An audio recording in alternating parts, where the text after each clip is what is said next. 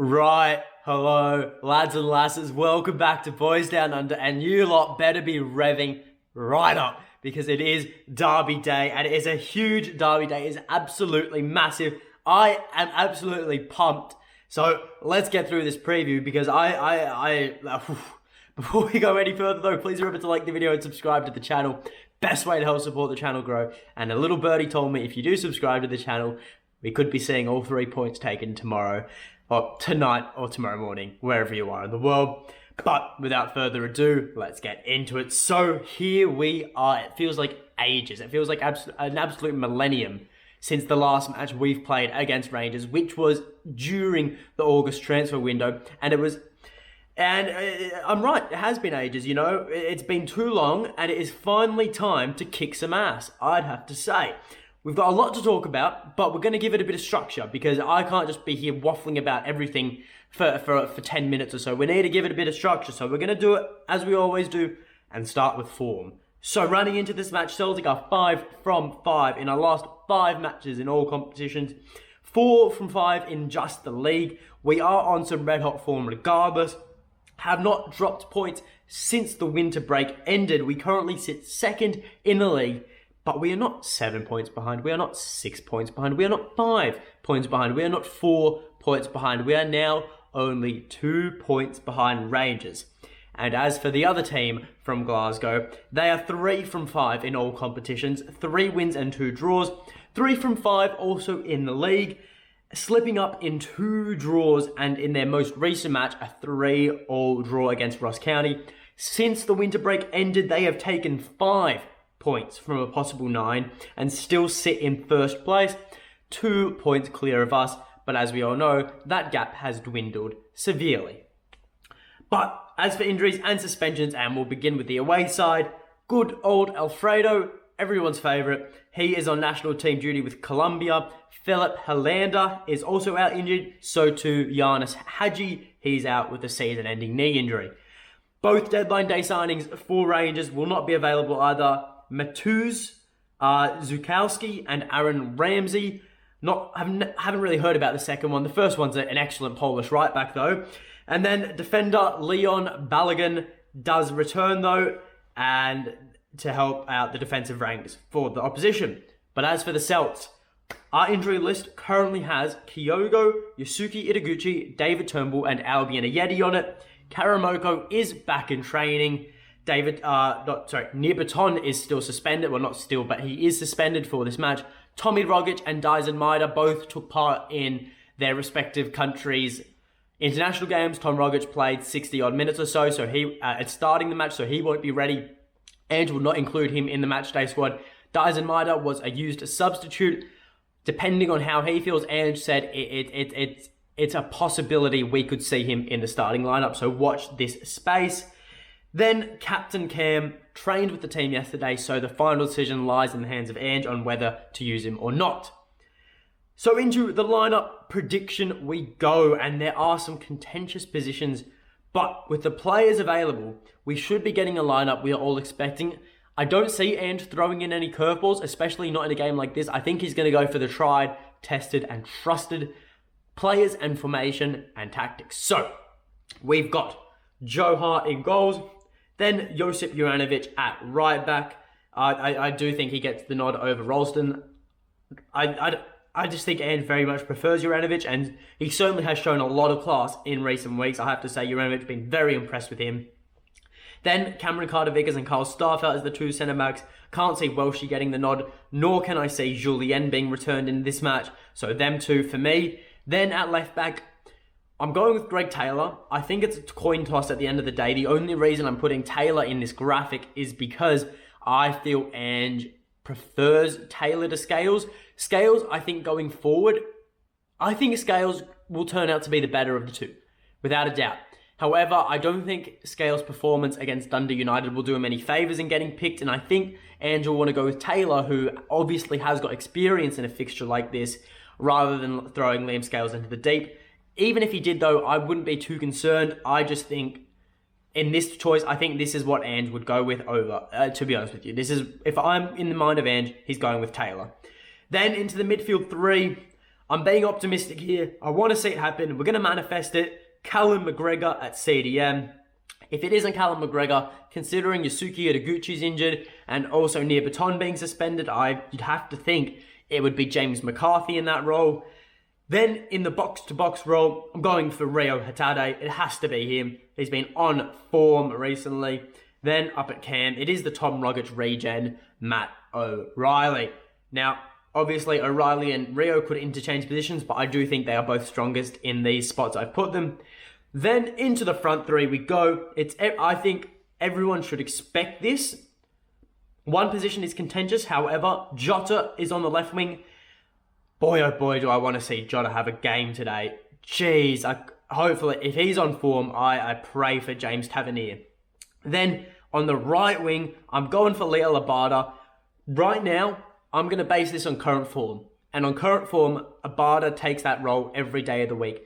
Forrest obviously wins out in experience, obviously. You know, he's proven, he's played in a lot of these matches before. He knows what is expected of him. He has that experience. He has that mentality.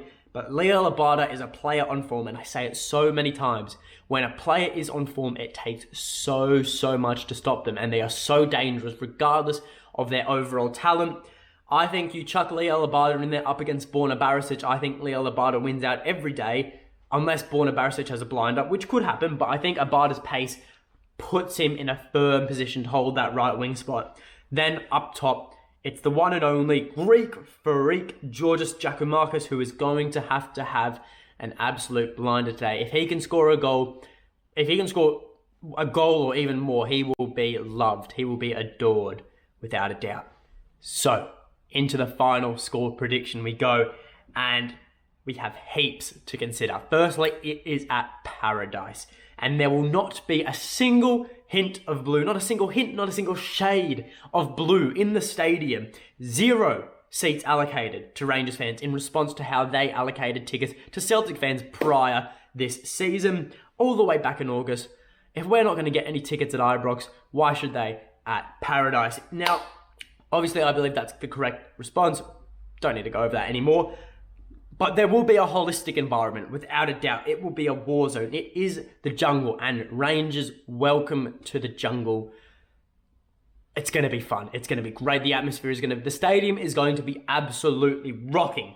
Both teams, however, have their array of injuries, as we stated earlier, and other players unavailable due to national team suspensions and whatnot. Obviously, Rangers injuries, they're more friendly, I guess you could say, to the first team. I think the injuries they got don't impact the first team as severely as Celtics do. We've lost the best striker in the league. Tom Rogic, the best cam in the league. It's hard. They've also got their worries, but it's certainly, I think, Celtic don't win out on this occasion. But in terms of current form, obviously Celtic are clear, but the pressure will be on us. We're at home. We're currently more on form.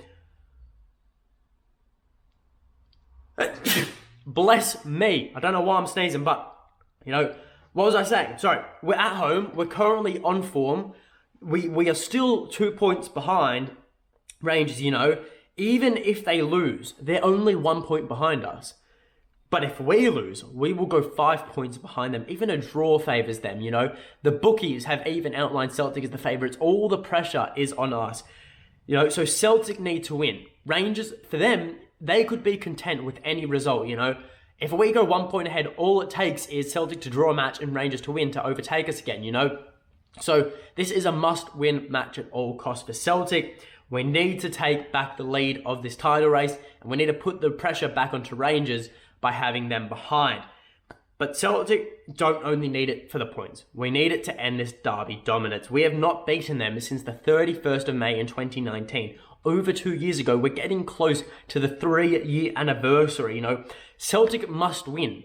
We have to win. There is no substitute. If we draw, I will be upset. If we lose, I will be heartbroken. If we win, I will be so happy. Am I confident? Yes, I am confident. I have to say I'm bordering quietly and moderately confident going into this match.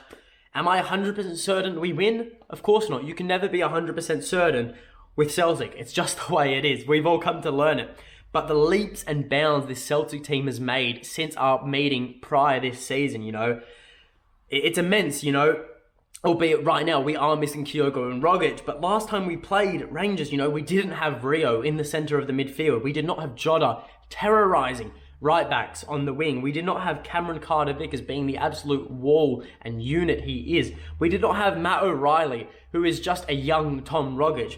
We did not have Georges Giakoumakis bullying centre-backs up top of the field, We played Kyogo on the left, and we didn't start Tommy Rogic in the 1-0 loss earlier this season. Mistakes on Andrew's part. However, this time is different. And if I had to make a final score prediction, it's hard because this match could go any way.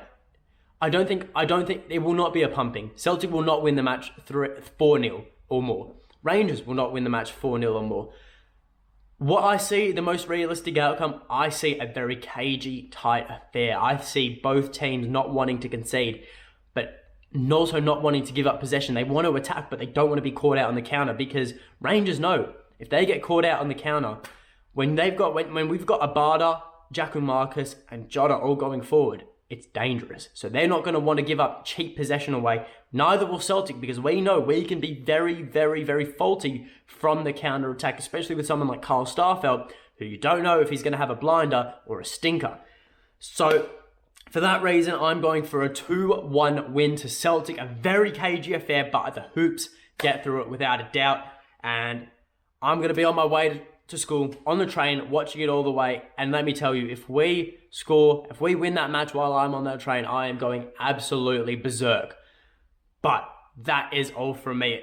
So remember to leave a like, subscribe to the channel, rev right up, drop in the comments below your final score prediction, and until next time, hail, hail.